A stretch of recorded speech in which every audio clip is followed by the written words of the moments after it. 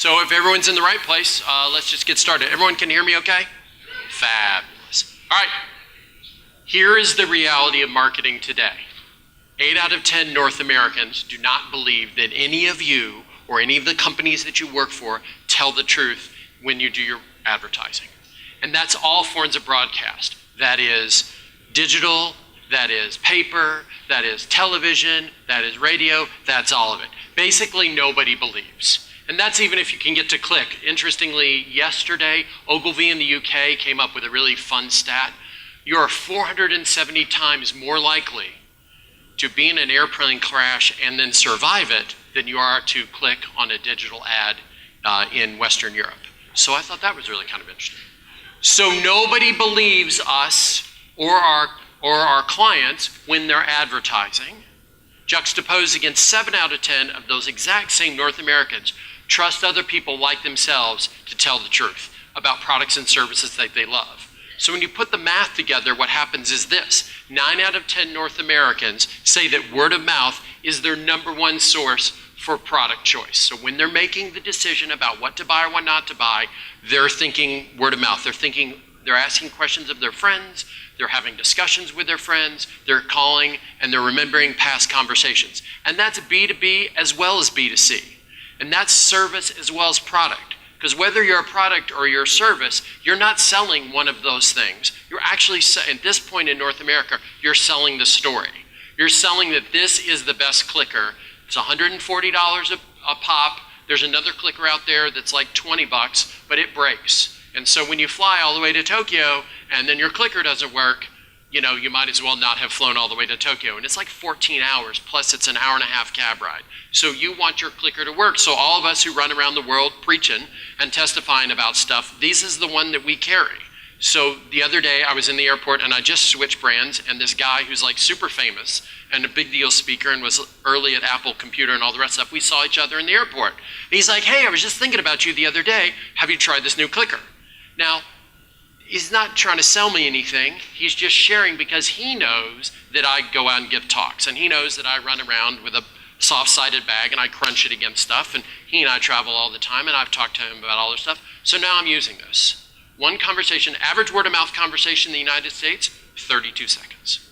So it's not like Guy Kawasaki was waiting for me and, you know, at the B concourse and like, Dad! Dude, clickers, I was thinking about you, and here's the brochure, and here's a white paper, and let me talk to you about it for 9 minutes. We literally saw each other. He's like, oh yeah, I meant to tell you about something the other day. And I was like, oh, what is it? And he's like, the clicker, you've got to go get it, it's great. And so by the time I had walked to and got on my plane, I had ordered 5 of them. I just went online. Why? Because somebody who does more speeches than I am, and people love way more than they love me, uses this, and so I'm like, okay, what the heck? Right? I'm gonna go get it, and it turns out it's wonderful. 1/5. What? Oh, what is the Logitech? Thank you for asking. Here, come. I'll even bring it down, and you can take a picture. No, exactly. Logitech. So Thomas, it's a very good point. Logitech. Yeah, good feel, good. You know, it's got a little pointer dealer on it, and like the whole thing. So here's what's really interesting. The spread rate of a story is 8 factorial. So a single influencer, if I was an influencer, their story will get spread over a year 8 factorial times, which is 40,370. The other 90% of us, the non-influencers in North America, our stories are spread 3 factorial times, which is 6. So if you guys thought this morning that I was gonna get up and talk about clickers, you're like, good, I'm gonna go see the clicker guy chat. Right? That's not how influencers work, right? Influencers see something and they know something about the people that they're talking to, and they're like, hey, you guys might be interested in this. I know this cool little thing about this, right? And Thomas obviously gives speeches, and he's obviously had the crappy thing that you can get at every Kinko's everywhere break, and it's like 20 bucks, and you're going like this, and you know, you look like an idiot because you can't get your thing to work, and so you can't walk around, and it just sort of ruins the whole deal. So now I've sold one. Logitech didn't spend any money on advertising for this whole thing, and we know of 8 that they've sold. 5 for me, guys carrying 2, and there's one more that's 8. And they spent $0 on marketing, right? All of the money they spent is on making a great product. and then going out there and sharing it with people. And then when people use it, they say whatever. Now, if I, with my wife, who I love very much, we've been together since the 80s, and she keeps me very much in check. If my wife and I were out with you and someone that you love and another couple, and I started talking about the clicker, exactly. Influencers never share a story with people that they don't think cares. Because at the brunch that we're having, just right up the street here, you're rolling your eyes and thinking, Christina married the clicker salesman, what the hell, right? But in a room like this, okay, it's good. I also have a great story about baby wipes. Do you have kids? Okay, how old are they? Okay, this is a perfect story for you. Do you have kids? Yeah. How old are they? 34 and 42. Exactly. So if I'm at your house and your grandkids, influencers never share stories with people that they don't think they find interesting, right? And we'll get to that. So just more on the math and the why this is important. 1/5 of everything that's sold in the United States is sold solely and only because one person says to another person, dude or dudette, you should buy this. And that's airplane wings. That's huge, crazy computers from Oracle. That's this beer will help you meet that lady down at the end of the bar more than that beer. I mean, this is how it's happening. 1/5 of everything is solely and only because of this. That doesn't count how helpful the story is for the other 80%. So even if you think the other 80% is all television, which of course you'd be high, but that's okay, you can think that. Even if you think television is still that powerful, 1/5 of everything is just about this. So you're ignoring 1 in 5. Don't do that. Who's having these conversations? 8 out of 10 North Americans have at least one brand-specific conversation every day. This means that 15% of all the conversations in America, 24/7, 365, are about a branded product or service. So it's just like the Chattahoochee, conversation is always flowing for you, your own business, or your clients, or whatever it is that you're working to make money. Are you going to do the hard work it takes to build a canal and get some of that conversation going exactly where you want? So word of mouth is just people talking. Word of mouth marketing is the organization of that talking and putting it in a place that is really valuable to you as a company. And then the rest of this talk is about how to get that done. Influencers, we were just talking about those. So mathematically, they're super interesting. They have 50% more conversations than the average North American, and they talk about 100% more brands. So even if their spread rate was the same, and it's not, it's multiples larger, you still want to talk to them because they're more interested in the more talking about your stuff. So these influencers, people always talk about influencers. So now is the time I need to stop the whole presentation and say this. Influencer is not a job title, okay? And it makes fuck all difference how many Twitter followers you have, or how many Facebook friends you have, or how big deal you on Instagram. And we know this as a fact because Kim Kardashian gets paid less and less every tweet she puts out. And she puts out fewer and fewer tweets every quarter. Why? Because it turns out that you just can't tweet a bunch of people and they'll run out and go buy stuff. Wouldn't it be great if it did? I could totally hang out in my pajamas all the time, and send stuff out. And you could optimize it mathematically and super awesome. Doesn't work. Our friends down here in North Avenue, Coca-Cola, I don't know if y'all saw the internal report like 3 years ago, 40 pages long, that somebody asked the question, hey, we had spent all this money in all this Twitter and Facebook stuff, what did we get out of it? How many more Cokes did we sell? You know what the answer was? 0. No, because they've started as we don't know. And then they looked a little deeper and 0. 0, zip, 0, nothing, nada. They sold more Cokes by changing the can and putting the polar bear on the side, and truly nobody cared about that. So it's like less caring than the polar bear, right? However, now look at what Coca-Cola's done to talk about our good friends down there in North Avenue. They put the names on the side of the cans. Why did they do that? They did it for this reason. They did it because people talk. And when is the last time that you personally talked about Coca-Cola? Yesterday. Oh, Coke girl. It's awesome. You win the prize. You win something. Let's walk over to Coke and say, hey, I won something, and see what that happens. There's no reason to talk about Coca-Cola. right? There's no reason, again, if I'm sitting there and I'm like, what's the Coke version? But if it has your name on it, and then I'm like, oh my God, is it Hova? Is that what I'm reading? Wah, Hoa. Wah, just Wah. That's cool. If I saw Wah's name on the side of a can, I would go buy the can, and I would be like, oh my God, Wah, check it out, your name's on this side, right? So my son is 12, I call him Sports Star. I saw a can the other day, it said Sports Star on it, bought it. I can't even remember the last time we bought a Coca-Cola, and here we are having a conversation at dinner about Coca-Cola. And then he's like, well, Daddy, I mean, we can have Sprite in the house now. And I said, no, it doesn't mean that. But word of mouth, right? Coca-Cola figured out how to do word of mouth in their system, because their system is big and we got cans everywhere, and oh my God, we got to figure this out. It took them multiple years, but they figured this out. Huge boom. Now they can't figure out enough names, enough different titles. They're doing like 4 or 5 sets. It's a huge win for them.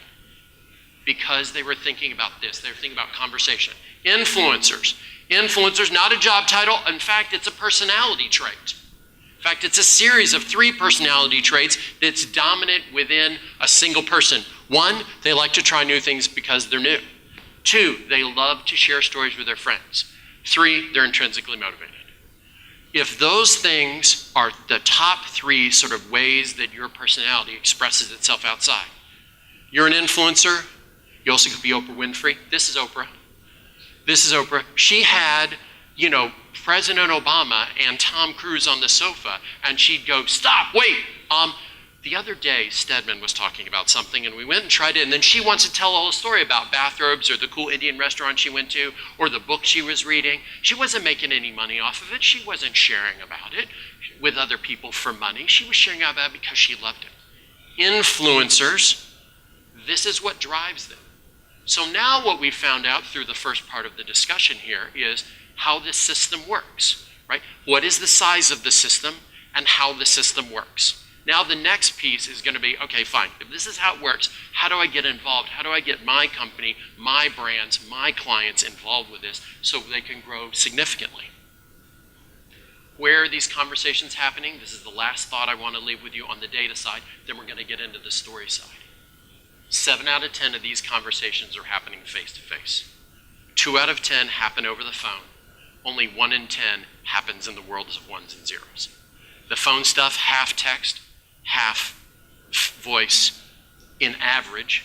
If you're my mother, Dr. Lynette Wright, if she was texting me something, I would worry she had fallen down a hole because I don't think she even knows what those things are. If you are Korean and you are 14 years old and you're living in Seoul and you probably don't even realize that you have voice capability on your phone because all it is that you're doing this. But on average, half text, or for the technical in the room, half SMS. I had that question the other day. What's the difference between text and SMS? And I'm like, oh, right, nerds, awesome.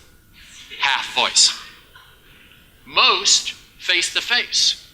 So if you're not creating an opportunity to have conversation face-to-face, then you are not creating the most optimal opportunity in order to share brand message. And let's think about that versus digital. There are only 6 known ways to communicate digitally, including emoticons, cap lock, vocabulary choice, those kind of things. There are over 350 ways that people communicate face-to-face. Gesticulation, voice timbre, the way you dress, the way you comb your hair, lean forward, lean back, all the rest of these things, right? Do you, in the green jacket, do you know what this is? I'm shaking your hand. Do you know what this is? Exactly. Do you know where it originated?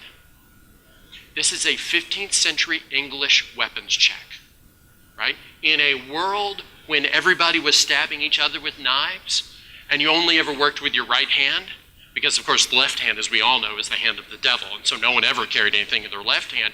So if you were shaking and you shake because you had sleeves and you're making sure another knife wasn't going to fall out, right?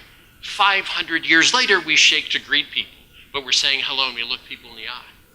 In Asia, bowing, okay, bowing also in a land where there's swords, when you bow to somebody, you're exposing this part of your neck, which is on a human body, which is why it's behind you and not in front of you, is the most vulnerable part. It's only like 3 millimeters in order to get down to your spinal cord. So you're literally saying to somebody, I am giving over all my life to you, and I'm going to stand back up and you're not going to take it, and so we're going to form trust.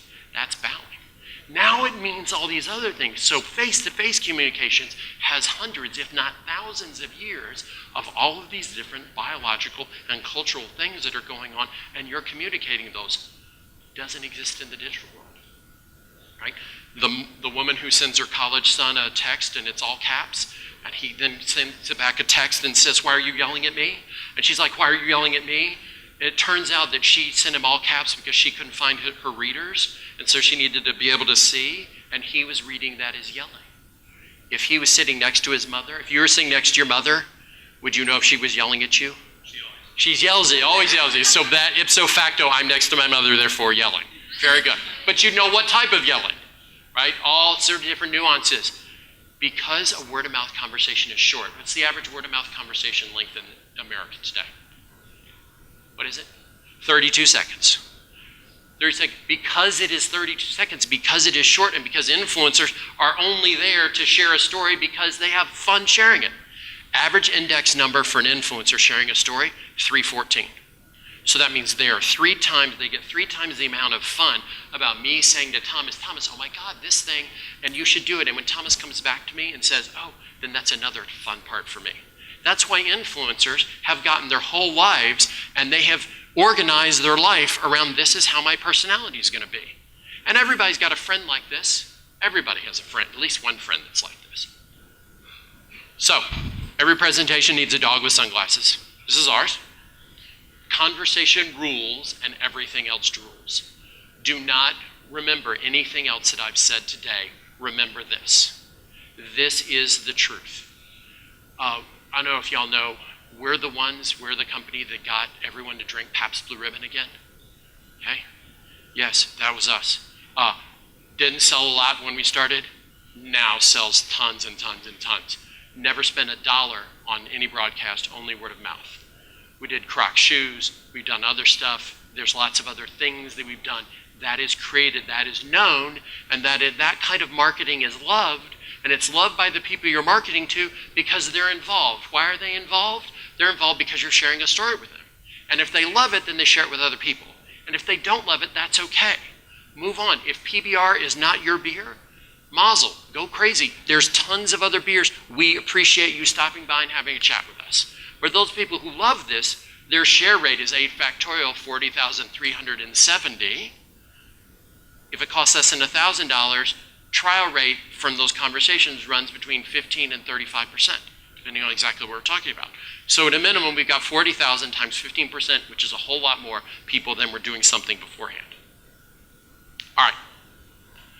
The only value to media and broadcast today is to remind 2 people in close physical proximity to one another to share a story that one of them already heard. This is why there are still ads and the NFL still gets sponsors, right? No one is deciding to join the Marine Corps because they see the Marine Corps ad.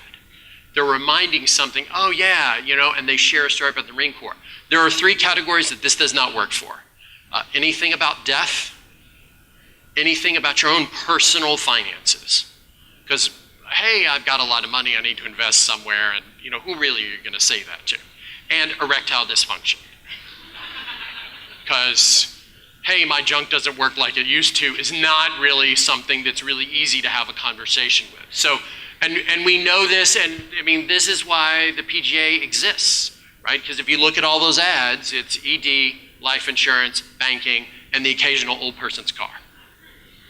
Right? That's golf. And that's what that's useful for. Yeah, no, you're laughing. You're like, that is what golf is. Now I see, right? Saul to Paul, scales have fallen from your eyes. You're like, yes, let's go forth. All right. Let's talk about now, unless anyone challenges, questions, anybody have anything at this point? Want to preach about, have a discussion? Okay, good. We're moving on. Stop me when you get bored, or stop me when you decide that you've had enough. Yes, sir. Somebody's had enough. Yes, sir.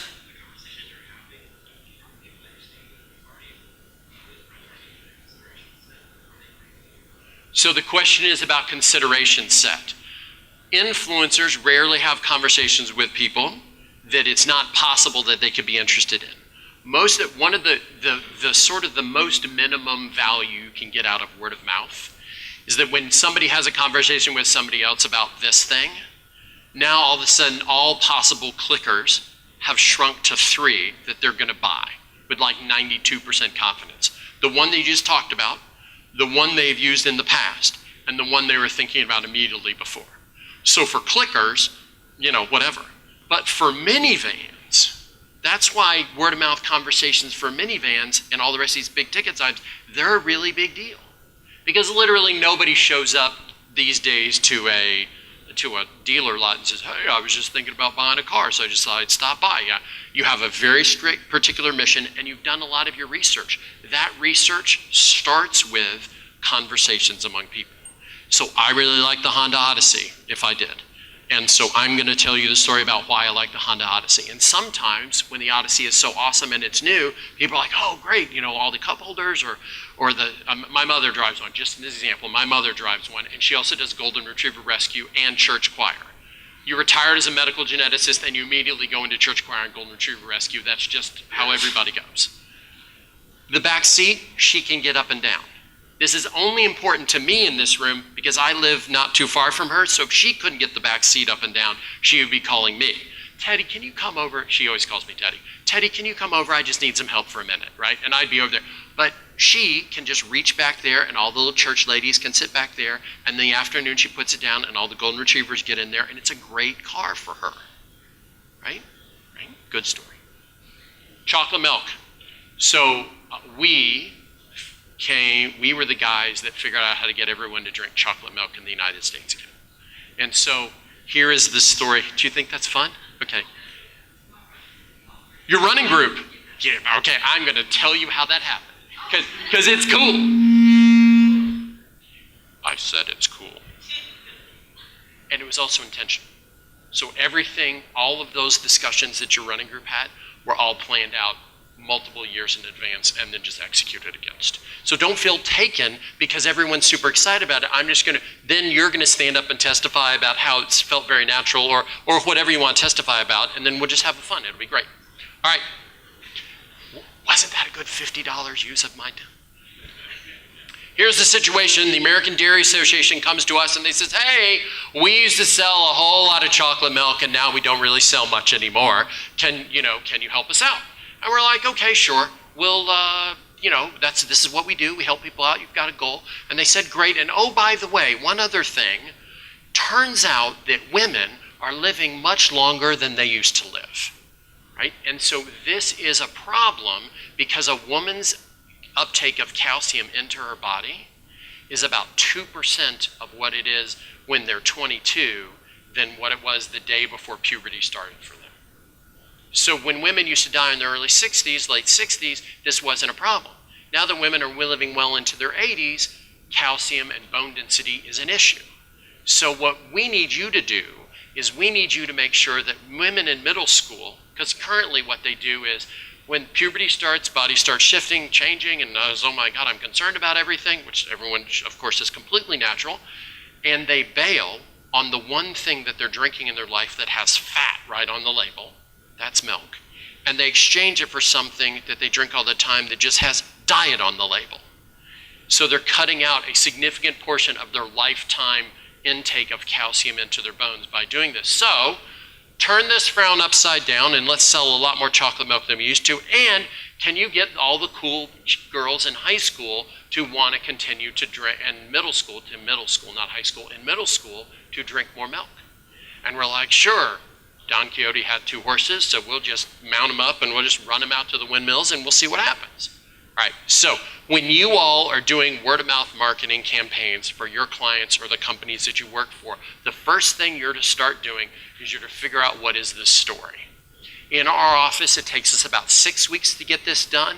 We ask for absolutely every piece of information that you can send us over the last 3 years. That's all the marketing plans, but that's also all the posters. That's all the silly stuff that agencies send you that you're trying to get you to have a conversation with them, but you're never going to do that because you don't have time.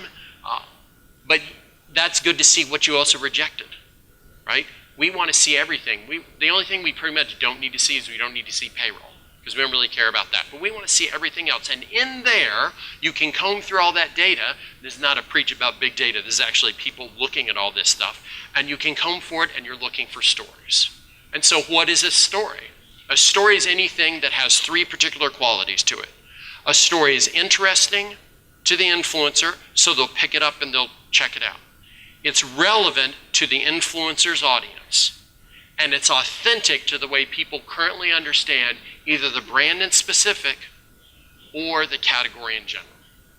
So if it's interesting, relevant, and authentic, that works. So we're digging through 16 banker boxes full of CDs worth of information. This is like back in like 2007, 2008. And we find in there a study that was in the journal Nutrition. Remember, so I'm the only one in my family who's not a doctor, so I have enough information in my head to be able to read a medical journal for like at least the first 3 paragraphs. So this thing is 40 pages of dense and impenetrable medical academic language. So I kind of grind through it and I say, at the end of it, did they do a study that says this, that chocolate milk is the best drink to drink after strenuous physical activity? I think they did. So I sent it to a couple other doctors that I know and a nutritionist that I know, and they come back and said, wow, I didn't know this. When we got this study, it was already 3 years old. Nobody had noticed it yet. So it's not like this is like brand new and we saw it and the timing was just good. It literally was sitting on a shelf somewhere for 3 years. It's out of Indiana University. It was legit doctors, legit study, you know, the whole thing, and it just was sitting there. And we saw it and we said, that's pretty cool. So if I told you that drinking chocolate milk was good for you and should drink chocolate milk after working out, that's at least partially interesting. You're at least not kicking me under the table saying, why are you being boring, right? So a story is interesting, it's relevant, and it's authentic. All right, so we've got a story, and it takes us multiple weeks to find this, but we find it, and that's good. Next piece. Once you have a story, then you got to figure out what is your target, okay? Target is kind of easy. It's marketing 101. With word of mouth, the trick for target is you've got to figure out where your target co-locates. Where do they all get together a lot face to face? So remember, we're trying to reach these middle school girls. And why are we trying to reach middle school girls as part of the target? Because Walt Disney has released a secret that all of us in this room have kept for years, if not decades. And that secret is this. High school is a wonderful and magical experience full of singing and dancing, and all the boys look like Zac Efron. When you're in middle school, you're like, that would be awesome. So at this point, high school is an aspirational thing for middle school girls, right? So in order to reach our target, we gotta go and we gotta talk to high school kids. Who's got a child in high school? Excellent. High school kids are, read this for us, sir. High school kids are. And is this true? There you go. High school kids, in fact, are. I love this picture because it's a stock photo, but I would just like to say that this woman personally hates each one of us, right? And she hated us 7 years in the past, and and she's now grown out of it. Hate us. Not only do they hate us, they hate all authority figures, and they're in on the joke, right? I mean, these people are 17, 16, 18 years old at this point. They lived in the United States long enough. They get the joke about marketing. They've had promises broken to them online and promises broken to them by politicians and by institutions and by people who are making things, VW, for example. So they don't believe it anymore. They also don't believe celebrity endorsements. They don't believe celebrity endorsements because all those phones that you guys have that you're working with right now, that has the same amount of processing power as the Apollo 11 space mission. So that and about 10 million gallons of rocket fuel, and you could go to the moon and come back. And now that Sergey and the rest of the merry band at Google have taken all information and categorized it, they can look on their phone and say, hey, 2 Chainz is coming in here and he's going to talk to us about how we could drink more chocolate milk. And then up comes the TMZ report that says, he got in trouble, and then they follow the links and they're like, okay, this is how many community service hours, or this is how much he's getting paid to come do this. And so they're in on the joke, right? And it's like, ooh, I want my endorsement money. Where's my mailbox money? Pick on 2 Chainz, he's a client of ours as well. So we do all kinds of fun stuff, and he knows I talk about this. He's like, I would never do that. So I'm like, I know. But you sure are fun, because I love the idea of Chainz like walking in and saying, hey, drink more chocolate milk. Surly, cynical, and rebellious. Okay, so we can't, and so by the way, it's illegal for any of us to walk into a high school, right? You have to be a high school student, a parent, or a teacher, right? So we can't actually get in there.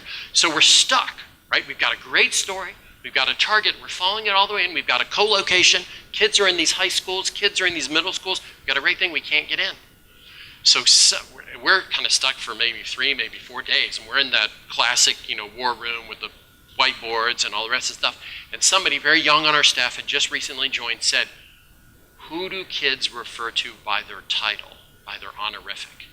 And we were like, ooh, that's good, because we're referring to somebody by their title shows some modicum of respect.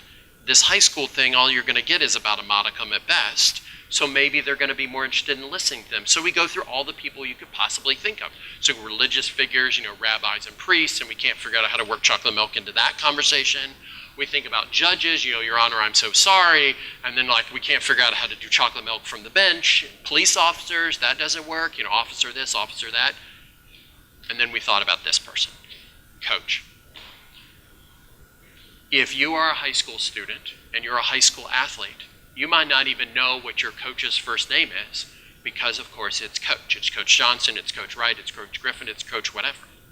So that's really interesting. And then we pull out Maslow's hierarchy of high school, and we look at the very top, and we see on the top of there, athletes often sit on the top of that. And we see right underneath that, thinking the Ferris Bueller rundown, we're like, okay, so there's athletes, and then there's cheerleaders, and there's the band, because wherever there's athletes, there's band, and they're out there. And then remember, word of mouth is a numbers game because 10% of the population is going to be an influencer. It costs almost $600 a person to figure out if you're an influencer and what your influencer is about. You don't have to do it that way, though. You can just go out there and share a story. And if you're super interested in clickers, you're going to say, hey, what is that clicker? And if you're not interested or you're not an influencer, you're going to remain silent because you're not as interested, like Thomas was, about collecting this information. So we go and share. So now we've got to weigh in to the high schools. And then we've got to weigh into everybody else. Because once you get the athletes and the band and the cheerleaders, then cheerleaders, that's everybody's older sister, and then they go to their younger sister and they're in middle school, and waha, here we are. And obviously also nobody as an adult nobody as a high school kid or as an adult shows up at college or high school and says, hey, what's this oblong brown ball? I think I want to pick it up and throw it around. Their parents have been dragging them to practices and paying for camps and whatever. So you get the athletes, you get the parents. In a community, you get the parents and the athletes, you get the teachers. That's pretty much everybody in the community, right? Now, the question is, how are we going to get to football coaches? And we picked football over basketball and over soccer because on average, there's 45 people on a football team and there's 15 people on a basketball team. So that means on a basketball team, I got 1 influencer, 1.5. In football, I've got 4 or 5. Extra bonus, all the assistant coaches for a football team are the head coaches for all the spring sports. Bonus, bonus, bonus. Okay, so now we've got our path forward. Now we have to again think about where does our target co-locate. Fortunately for us, high school football coaches go out into an exurb in January or February of every year, and they go to meetings and they have fun talking about how to be a better football coach. And why are they going? Because Nick Saban and the guy who just won the Super Bowl are also there. And why are they there? Because a pro NFL coach gets 2 picks that really make a difference, and an NCAA D1 coach who's really in the hunt gets 5 scholarship people a year that really going to make a difference. So they want to have a relationship with all the high school coaches. So from January and February of every year, all of the great coaches are on the road having conversations with high school people. So years later, they can pick up the phone and say, hey, I'm thinking about this person. Tell me the truth about, baby mama's drug use, family life, all the rest of that stuff. Because if you make a mistake, then they're gone, and you've blown a draft choice, and then you're the Patriots or you're LSU or something like that, and you have a problem. This occurs, and football coaches are trying not to waste a draw, and so they're out here doing it, right? So then we go and we're like, okay, now remember, story has to be interesting, relevant, and authentic, right? So we've got that nailed. However, none of the high school football coaches are driving multiple miles, if not multiple hours, to come talk to us about chocolate milk.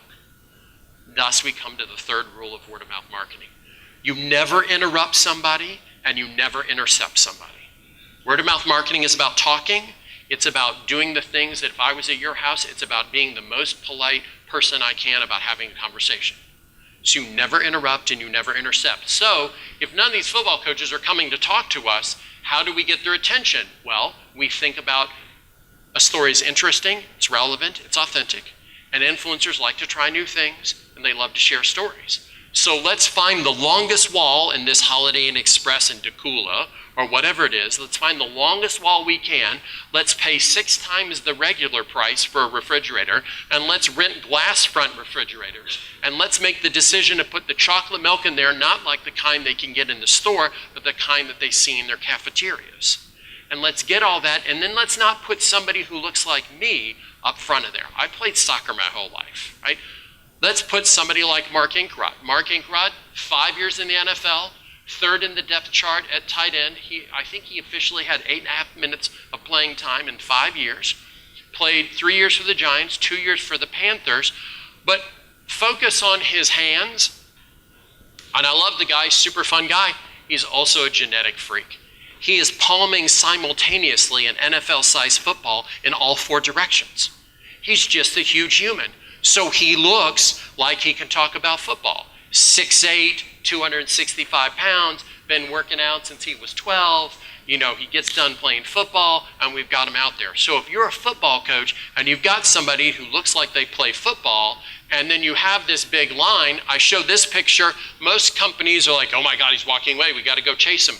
Keep walking, brother. That's all right. If we're not interesting to you now, we'll be interesting to you in the future. And if we're not interesting to you in the future, that's cool. But Earl, I don't actually know, the guy in the yellow sweater, I actually don't know if his name is Earl, but I think every football coach's name in high school should be Earl. And I think he should talk like this. And so Earl shows up and he's walking by because he's going to go see Nick Saban. And he's walking by and he says, hey, what's up with the chocolate milk?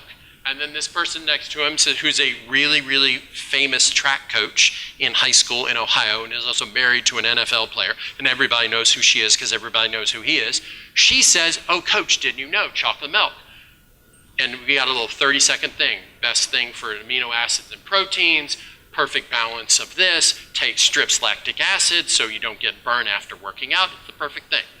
Earl then picks up the chocolate milk, because what do we know about every trade show you've ever gone to? People always take stuff that's right there. We don't think once it goes in the bag, very rarely does it get actually pulled out, but they'll take it. Americans will take stuff for free. That's what Mardi Gras is about, right? Throwing $1 million worth of beads, and people spend $1.6 billion in the weekend to grab $1 million worth of beads. Same thing, and the reason we want him to take this because he then walks in to see Nick Saban, and where does Earl sit? In the room where Nick Saban is up here, who does Earl sit next to? What? Earl? Yes, because they're all named Earl. Very good. Very well. Who said that? Raise your hand who said that. Oh, you win a book. I wrote a book, you win a book, because that's awesome. He sits next to Earl. He also sits next to all the Earls that are his friends. And he sits down with the chocolate milk, and they say, hey, what's up with the chocolate milk? Have a conversation. Nick Saban gets up here and talks about leadership and whatever, and then, they do whatever they do, roll tide, and then they leave, and then all 7 of those men who've known each other forever come and they surround Mark and they say, hi, thank you. What's up with chocolate milk? And then Mark goes and he has a conversation with them. It's a 2-day event. By the end of the day, Mark's walking around like, hey, it's a chocolate milk guy. Hey, we've got a question. We've got this, we've got that. Nobody, when they were driving out there, said, hey, I want to learn about chocolate milk on the ride out. Everybody's thinking about this or talking about it. Now, it's not the only thing they're thinking and talking about. I'm not curing cancer up here. I'm not growing hair on the top of bald people. I'm not doing some miracle thing. I'm making a small difference in a small part of somebody's life. But if you're a football coach, sometimes that, or a serious runner, sometimes that's bigger.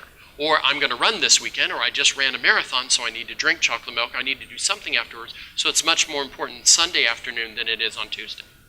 So we're not changing the world. We're making a little tiny difference. So then what happens? Well, the coaches go back, and they're talking about this, and they're sure what the heck. And a couple of people win things that they haven't won before. And all of a sudden, people are talking about that more. And did they win the state championship because they're drinking chocolate milk? Scientifically, probably not. Do they think it contributed? They did. So are they sharing that story? They are. And now everyone's like, well, heck, I'm going to have chocolate milk, and I'm going to put it down in the weight room.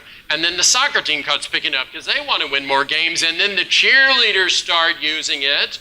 And then so when you watch ESPN and you see the national cheerleading championships down in Orlando, all of a sudden you start seeing women with huge coolers full of chocolate milk, like walking behind the screen. You're like, aha!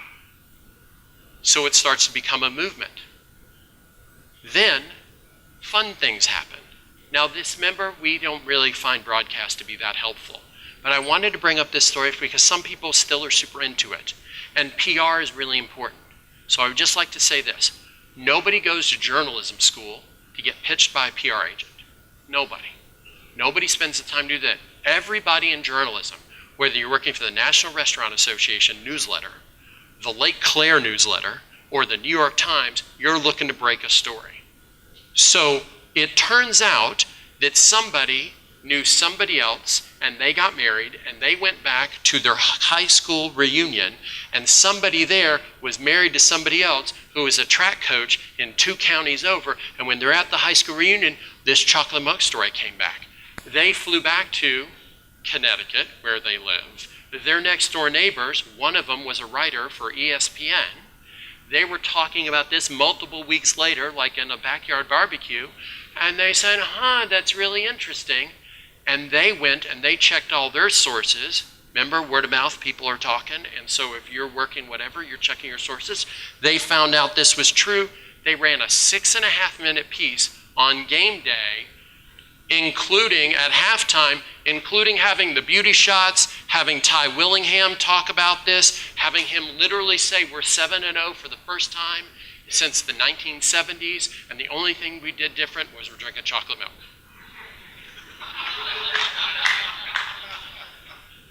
Segment ends, tight on Lou Holtz, the greatest living college football coach. He looks right at the screen and says, if I'd known this about chocolate milk, I would have had my kids drinking this 40 years ago. We win. Game, set, match. That's it. The lighting up of all the screen. So they tell 2 friends and so on and so on. So it's not that broadcast is useless. Broadcast is extremely useful when there's a story that's already out there and it reminds people to share the story. That makes your broadcast. This is what passes for broadcast in the world of chocolate milk. These are the goofy posters that they send to schools and like, hey, put these up. Like kids are actually going to stop and read this and contemplate and like, oh, carbs to refuel muscles. That's really interesting, right? Doesn't happen. But fortunately, Apollo Ono is available and we give him some money so he can go be awesome every 4 years at the Olympics. And then these things are actually much more helpful because then the people are walking down the hall and then one says to another, hey, that's right, that's what Coach was talking about. I need to remind my mom to get more chocolate milk. So the end of the story is this. We're up, consumption's up almost 500% in a year. If you're super into milk marketing, the second point is actually even more interesting because milk is at the end of a very long and complex supply chain where everything has to be cold. So to add 1,000 points of distribution in the state of Ohio alone in a year is an insane number that they've never seen before. So last story, we're 11 months into the program. I get a call from the guy who runs all of dairy for Kroger. He controls roughly 13% of all of the dairy that's sold in the United States. His name's John. John calls. I've never met John before, but I know he is because he's a luminary in the world of dairy marketing. When you work niches, baby, you meet lots of luminaries. He is the 2 Chainz of milk. He calls me and he says, hey, I think we've got a problem. So raise your hand, are you an agency person? Raise your hand if you're an agency person. Yeah, so when somebody luminary calls and says, hey, I think we got a problem, no good rarely can happen from that, right? And he's like, do you think kids have figured out how to make drugs out of chocolate milk? And I'm like, no, sir, why do you think so? And he says, because I have store tapes that have come all the way up from my store manager to the region to the divisional guy to me that show this. His phrase, herds of young men and sometimes young women grabbing a cart and going, Kroger milk is always in the back left-hand corner, going and taking all of the chocolate milk and scooping it in and then going and checking out. And if you're in the grocery business, when is the only other time in recent history you've seen a group of people come in, what are they buying? That's exactly right. They're buying Sudafed because it has the precursor chemicals for methamphetamines. So this guy is completely freaked out. He's like, dude, 1.8 billion capex to secure all the dairy aisles, and I don't even know how I'm going to do it, and it's going to blow our labor rate. And he's really spun up because he's never seen this before, and he hasn't seen any television ads, and he hasn't seen all this stuff. So why the hell are all these kids coming in and buying chocolate milk? So I talked him down off the ledge, and then I had to fly to Cincinnati the next day, and we had a bigger meeting, and I got everybody sort of believing in this, and then they go do store checks, and in fact, this is what's going on. So word of mouth marketing, so awesome, it looks like you've made a new drug. And with that, we're done.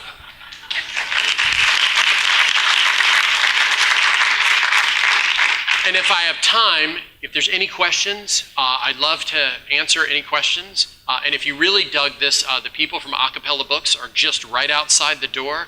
And I wrote a book, and they would love to sell you a copy, and so you should definitely support your independent bookstores. And that's the ad. You're welcome.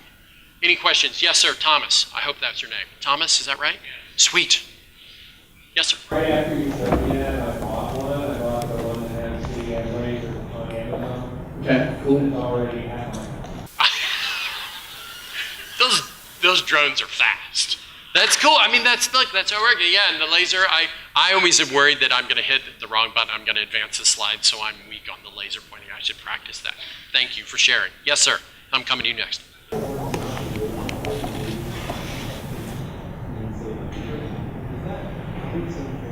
So the question is, guerrilla marketing and word of mouth marketing, same thing. So, word of mouth marketing is and that's a great question. Thank you for leading in. Word of mouth marketing is a discipline, right? We don't think there's been any new tactics made up since the Mesopotamians were running the world and they were way on the other side, right? We're positive there's some guy with a clay tablet who's got stuff inscribed on there that looks like a Tupperware party. Guerrilla marketing is like a set of tactics. There's not a set of tactics that we don't use. We've used television before. I know here I am harping on it, but we've used TV before. We used it in Seattle from 1 o'clock and 2 o'clock in the morning to specifically talk to about 94 bartenders in Seattle. But man, if you're one of those 94, like, dude, they're talking to me on TV. And then they brought all their friends and everybody paid attention and blah, blah, blah. And also TV time was super cheap. It was like $52 an hour on the NBC affiliate at 1 o'clock in the morning. So I was like, I'll buy 13 weeks right now. And then the brand manager was like, oh my God, what if we don't get approval? I'm like, then we're flying back out here and we're doing the Neil and Ted hour. And I don't know what we're going to do. But we're use this for something because this is super cool. Guerrilla is a set of tactics. Mazel. Word of mouth is a way of doing everything. Coca-Cola, they're doing packaging, but it's all word of mouth because they took this discipline, somebody shared it with them, and they said, oh, okay, we know how to do that within what we do. Yes. I turned a PBR down in high school and we wouldn't turn anything down. So can you tell us about the first couple of steps to making that cool? All right, so he said that he declined to illegally drink in high school from the Pabst Brewing Company. We thank you very much, and Discus and everybody else. But had he been 21, he would have still turned down this PBR. PBR is our very first client. I just got out of the University of Chicago. I had kind of thought all this stuff up. It's multiple thousands of years old, but nobody was really doing it. And so I was like, okay, turned down McKinsey, turned down Goldman, freaked out my wife and said, I'm going to start my own agency. That was like 15 years ago. PBR is our first client. I go down there, the guy says, okay, and I taste this stuff and I have a decent palate, and I'm like, damn. Because it's Drek, right? Respectfully to all the people that make it, it's not a whole lot of flavor. So in that particular instance, the first strategic thought was, okay, if you're taking a beverage, there's really two ways to go. There's inside the can or there's outside the can. And we decided, since the inside the can, no matter what my taste bud said, it was technically an undifferentiated product. We know that because all Pabst Brewing products are actually made by the Miller Brewing Company, and it's a continuous batch process, and the Pabst Brewing Company owns 42 beer brands. So had you gotten drunk so much that you got sick off something in college when you were over 21 and you regurgitated it back, the likelihood is that was a Pabst Brewing Company brand, no matter where you are in the United States, because they own all of those brands. So we decided to do stuff that was outside the can. And that's a longer case study, and I'm glad to share it with you because I think my team is awesome. But that's the first step is saying, undifferentiated, shit, what are we gonna do? Second step is finding something that you can work with, and then there's more steps, how we could make that unique, and everyone liked it. Yes, ma'am. Thank you. She said I'm fascinating. I'm supposed to repeat for the camera, so that was, hi, Mom. No, that's okay. We'll do a stand-up later. Yes, ma'am. So I get the resistance in real time, but I see a lot of Facebook, people asking questions about this and that, and you're getting recommendations from your neighbors about a variety of things. Yes. Does that fall into this kind of? So the question is Facebook, and it's interesting that you brought up that as a very specific tool. Of all the digital tools out there, Facebook is the one that most mimics conversation, as you were just talking about. Hey, the difference instead of real time, as you pointed out, is technically asynchronous. So I can post like, hey, well, I would give a real life example. So we live in Decatur, and there was a raccoon that ended up in our attic. And you really should say that. There's a raccoon in the attic. And my wife goes on Facebook and says, hey, there's a raccoon in our attic, don't laugh, who should I use? Right? And the guy who ended up using Crocodile Dave. If you're here in town, Crocodile Dave is fabulous at getting critters out of or varmints. Getting varmints out the attic, they're great at it. So Facebook absolutely is a decent tactic to use. It's just not as good as this, but it is totally useful. There is no tactic that's totally useless. Good God, if you want to do direct mail, but go ahead. I would just do direct mail as an origami piece that when it's opened up, it did this. If you could figure out how to get to fly around the house, that'd be even better, right? Does it cost $1.45 a unit? It does. But you get an open rate that's way ass better than 0.007%. Although I rode MARTA down here and I literally saw somebody look, and we do healthcare work, I literally saw somebody reading the mailer they got from Aetna. Just remember this, Judy and Ron work with me. He was actually reading the mailer piece that Aetna sent about now is the time to link up and go get your health insurance. I took a picture. Just to remind us that this stuff works. So it's not that things don't work at all. It's that there are some things that used to work really, really, really, really well. You've come a long way, baby, and let's smoke really thin cigarettes, and so you're gonna be the height of femininity, right? In the 60s and 70s, oh my God, this is what we're doing. Now we look at that, and you're like, dude, seriously? And then if I told you that story, if I said, hey, you'd be the height of femininity if you smoked a long cigarette that was really thin. Exactly, you give me that face. Still, broadcast still works, Axe body spray, right? The story for Axe body spray, are you a 14-year-old boy?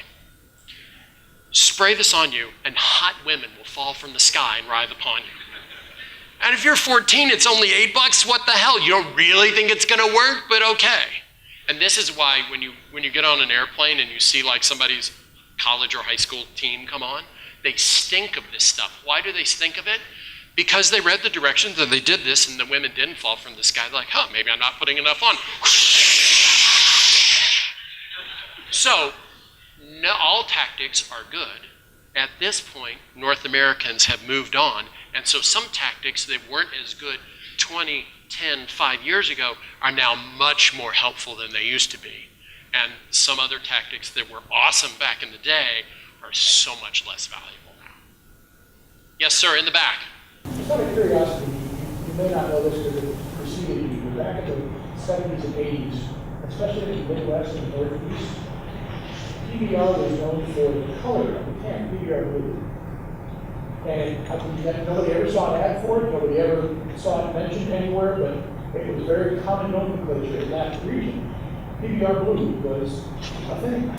So the question is PBR blue, which is a deeper question. Hasn't there always been word of mouth? Absolutely. In fact, PBR, PBR me ASAP, that was something. Look, there's been word of mouth since Jesus. And before that, think about it. Jesus couldn't get his story out. This is his story, Jesus. We'll leave the faith-based stuff out for a second. Historic guy. He's like, I have a new way of thinking. Turn the other cheek as opposed to an eye for an eye. And he couldn't get it out. So what did he do? He's like, dude, I'm going to go wash prostitutes' feet. And I'm going to do it in the market. Remember, feet back then were disgusting because most of the transport was animals and most of the roads were mud. So basically you're walking in, respectfully, urine-soaked mud all day. So washing feet is pretty nasty. And he did it in the market. And why did he do it in the market? Because for thousands of years, what's the one conversation you know is going to happen at dinner every night? The conversation is, it could be, what, did you wash your feet? Broadly today, what is the one conversation? If you and I are having dinner and we're together as a couple, what's the one conversation you know is going to happen at least once a week over dinner? How was your day? And then you're going to say, oh my God, I was at the market and this guy and he says he's the son of God and it's crazy. He's washing, he touched the prostitute and he washed her feet. Word of mouth marketing. Buddha did the same thing. Buddha bailed on he's a prince. He bailed, jumped over the wall, and walked around India and parts of Southeast Asia for 35 years, sharing his story. That's the entire, and now we have however many Buddhists we have how many Christians we have, and then there's a whole nother discussion. So this is really old. This is really old, but it's really effective. There was an interregnum where broadcast was more effective. Right? So when you think about the 50s and 60s and you see those pictures of people standing in front of a store full of TVs, and like, wow, this is really cool. It was very talkable. We've moved on. Average North American just does not believe you get the truth through that vehicle like we used to because we've been lied to. We've had institutions lie to us. We've had politicians lie to us. We've had brands lie to us. That's not my glass cloud in Bhopal. Union Carbide for your safety, right? We've just had it over and over and over again. Very rarely do you think that your friends intentionally lied to you. Thomas and I are friends. I get to lie to him once intentionally, and then that's it. So people generally don't. So word of mouth is so much more trusted than broadcast. Any other questions? I don't even know what time we're at. Can I get a time hack from somebody? I'm going to take your question in the back, 27, and we have to be out of here at what time? Great. Yes, ma'am. No, what's your question?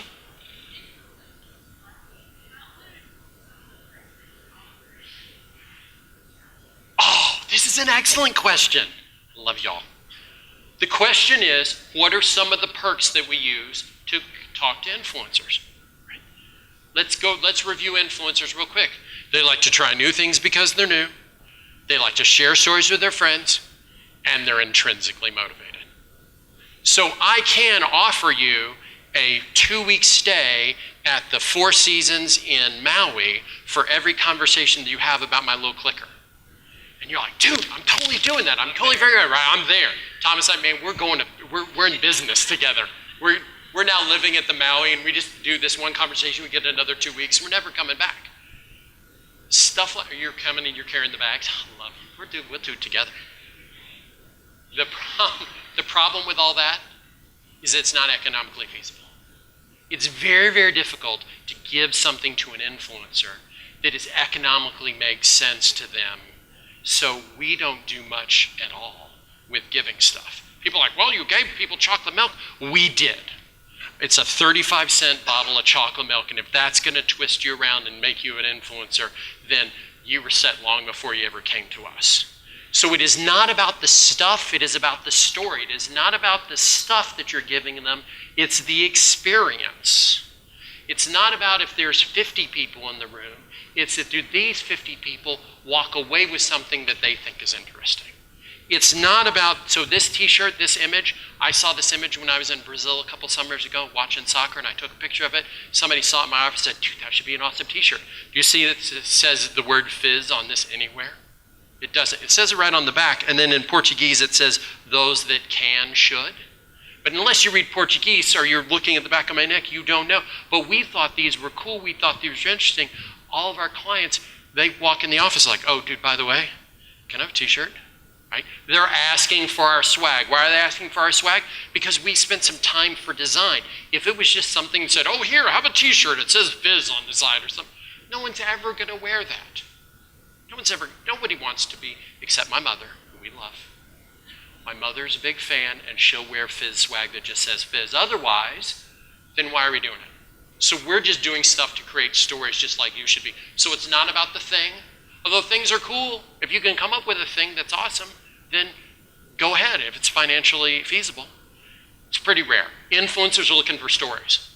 I don't need another gigaw. We're hanging out, we've been friends for a long time. I need a good conversation about shoes. Because he's super into shoes, check these bad boys out. They're awesome. Right? Aren't they nice? They're totally nice. I have a good story about shoes. I should be cheering about shoes. So if I'm Cole Haan, you don't need to give me 5% off if I give you your email address, because as an influencer, I'm never going to do that. Influencers love to share stories. If you think I'm selling, if you see me walking down the stage, you're like, oh God, here comes he selling. What's he selling now? Turns off my ability to have a conversation with you. I love to have conversations with you 3 times more than the normal person. Don't make me be like a salesperson. In fact, don't do this because it drives salespeople off. It drives influencers off because we don't want to be, if I was one, we don't want to be salespeople. Last question. You get the last question. I thought I saw something up here, but you get, and I'm going to be around for a while if we want to continue on. Yes, ma'am. How often do you change? That's a good point. You never change your story, your base story, but you're welcome to refresh it. What is the base story of Nordstrom's? Nordstrom's is about? Very nice clothing. Very nice clothing. Anybody else for an idea for base story? Base story of Nordstrom's is about? Return anything. Customer service. Really good stuff, right? Customer service, return anything. We can work for that for years and years and years, and that's just us making a decision. So we just need to come up with other ways of doing that, but you're always hitting the same thing. Don't have a story, don't have something that lasts forever. Then you have to fall to broadcast. AT&T and Verizon, both of which are great companies, both of which we've worked in the past, love them both.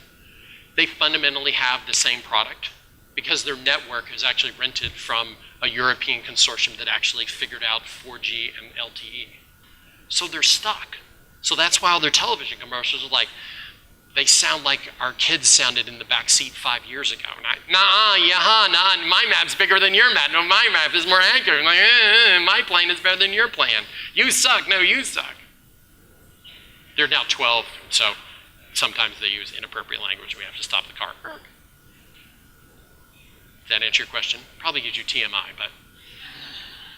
And I think I've got to call a halt because somebody else is coming here in like 15 minutes. So I'm going to be up the stairs and up at the door and to the left if anyone wants to continue. Thank you for coming out.